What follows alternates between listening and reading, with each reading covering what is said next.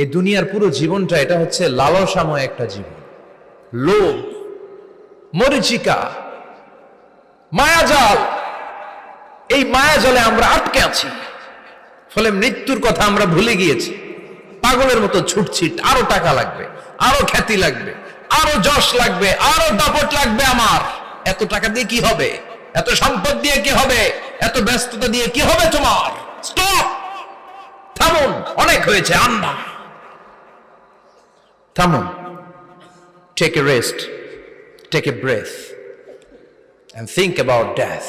Think that you have to go back to your Lord. একটু বসেন না, একটু ভাবেন যে আমাকে চলে যেতে হবে, চলে যেতে হবে। এই কোলাহল, এই ব্যস্ততা, এগুলো থাকবে, থাকবো না আমি।